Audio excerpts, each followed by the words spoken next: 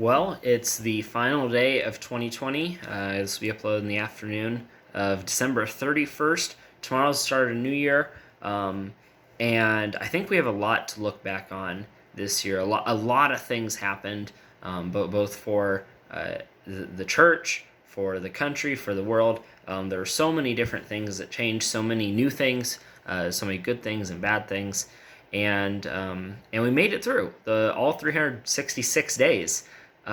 We persevered. We continued to keep our faith and eyes on the Lord. We continued to learn. We continued to study His scriptures and to worship Him through it all.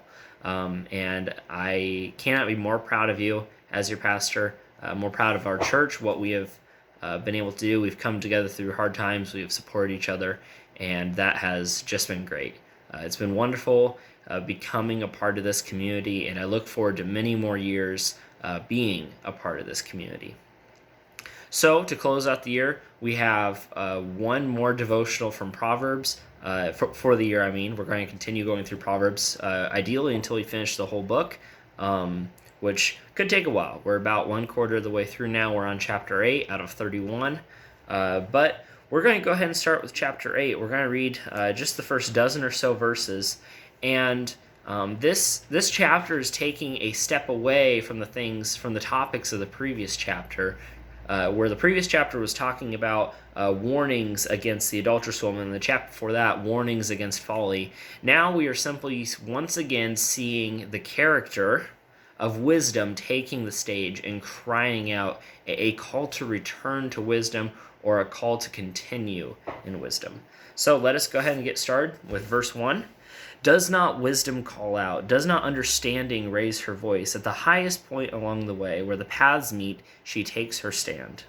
Beside the gate leading into the city, at the entrance, she cries aloud, "To you, O people, I call out. I raise my voice to all mankind. You who are simple, gain prudence. You who are foolish, set your hearts on it. Listen, for I have trustworthy things to say. I open my lips to speak what is right. My mouth speaks what is true. For my lips detest wickedness. All of my words in my mouth are just. None of them is crooked or perverse.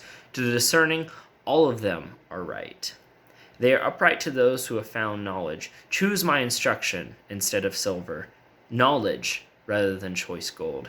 For wisdom is more precious than rubies, and nothing you desire can compare with her."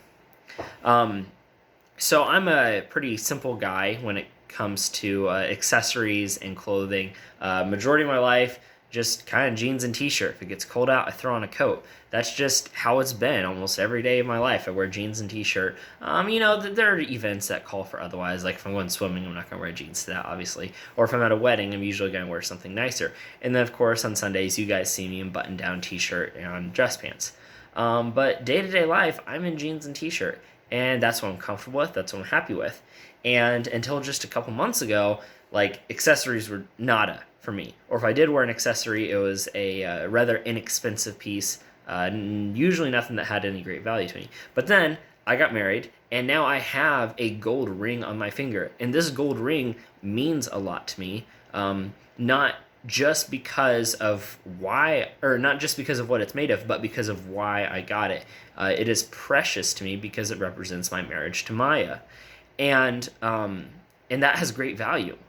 But when I read this passage, I'm reminded that the reason why it has value is because of the sacredness of marriage. And the reason why wisdom has value, especially wisdom that comes from God, is because of how well it will lead us in life. And so, although this ring is important, it really is just a material possession. And whether I have it on or not, I am married to Maya. Because material possessions like gold can and will pass away, but something like wisdom is going to remain forever within our hearts if we bind it to our hearts. And so this beginning of the chapter is just saying, listen to wisdom, seek it out with everything you have, because it is so important. And wisdom herself is calling out to each and every one of us to turn and follow the way of the Lord. So, that's the end of this year. I will see you guys next year. I hope that in 2021 you continue to follow and listen to the call of wisdom. May you continue to grow in the Spirit of the Lord, and may we continue to love one another as Christ has loved us. For the last time in 2020, go in peace.